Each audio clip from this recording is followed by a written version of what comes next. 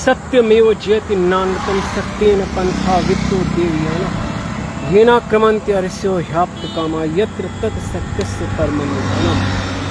मैं Swami Amit Shri Narayan, advocate Amit Srivastava, civil court Sitapur, bar association Sitapur का सदस्य हूँ। मैं जब सदस्य बना था तो जो सदस्य बनने की प्रक्रिया थी वो गंभीर थी। बहुत से अधिवक्ता बंधुगणों से हस्ताक्षर करवाना पड़ता था और फिर कंचे डालने पड़ते थे। तो मैं और उस समय हमारे श्रद्धेय मसरूर अहमद साहब अध्यक्ष थे और बीरन तिवारी जी हमारे अधिवक्ता बंधु, वो महामंत्री थे। तो मैं उस समय सदस्य बना था और मैंने एप्लीकेशन भी दी थी, क्योंकि उस समय एक एप्लीकेशन लिखित में भी दी जाती थी कि मैं अधिवक्ता समुदाय के कल्याण के लिए बहुत कुछ करूँगा। तो ये मेरी भावना सतत है, सतत रही और सदा रहेगी। मैं अब चुनाव तो इसलिए नहीं लड़ता हूँ क्योंकि मेरा जीवन ऋषिकेश, तो मैं जब तक ऋषिकेश न चला जाऊँ तब तक सांसारिक जीवन में हूँ और बहुत कुछ करता रहूँगा। अब मेरा चुनाव लड़ने का भाव नहीं, क्योंकि मैं बहुत ही अंतर्मुखी हो चुका हूँ। लेकिन मैं अधिवक्ता समुदाय के लिए स्वतंत्र रूप से जो कुछ मुझसे संभव होगा मैं समय समय पर कल्याण में करता रहूँगा।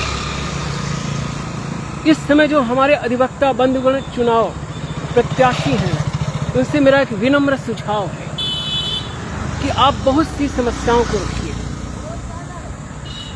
बहुत सी समस्याएं, जैसे कि मैं चाहता हूं कि जो कलेक्ट्रेट में ये चैम्बर बना है, चैम्बर्स बने हैं, तो दुमंजिले के ऊपर तिमंजिला और चौमंजिला वहां भी चैम्बर्स की व्यवस्था कर दी जाए और कक्ष न बनवाए जाए, उनकी जगह हॉल बनवा दी जाए। जो हॉल बनेंगे उसमें अधिक से अधिक अधिवक्ता बंधुगणों को स्थान निर्धारित कर दिया जाए और हमारे अधिवक्ता बंधुगणों का बहुत कल्याण हो। दूसरे, मैं ये निवेदन करूंगा कि हमारे अधिवक्ता भवन को ऐश्वर्य में मत बनाया जाए, उसे ऐश्वर्य में मत रखा जाए।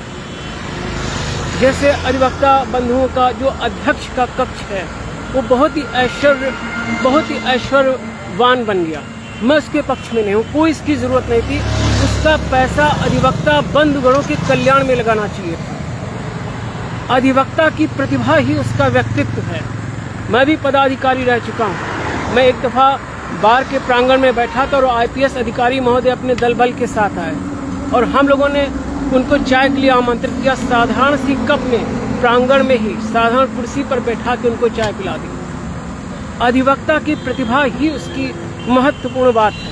वो तो वृक्ष के नीचे भगवान शिव की तरह बैठकर जन कल्याण करता है। तो मेरा ये निवेदन है कि अब अधिवक्ता भवन में अनावश्यक ऐश्वर्य का पैसा न लगाया जाए।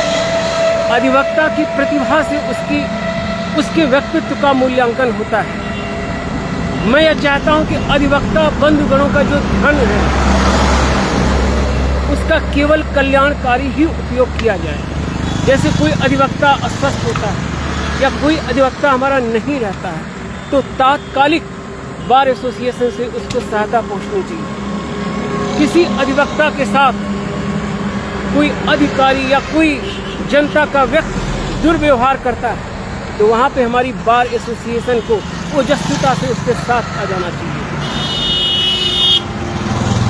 तो बहुत से जो अधिवक्ता कल्याण में कार्य हैं उनको हमारे अधिवक्ता बंधुगणों को करना चाहिए। जो चुनाव प्रत्याशी हैं, जो पदाधिकारी होंगे, उनसे सबसे मेरा विनम्र सुझाव है कि बहुत से अधिवक्ता कल्याणकारी कार्य ऐसे होने चाहिए जिनका आनुभविक बोध तो हो।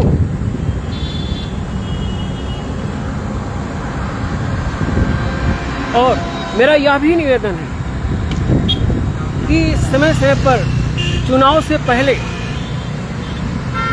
सभागार में गोष्ठियां होनी चाहिए ताकि जो चुनाव प्रत्याशी हैं वो अपनी बात रख सकें। इस अधिवक्ता भवन में एक हैंड पाइप भी होना चाहिए, उससे शुद्ध जल पीने को मिलेगा।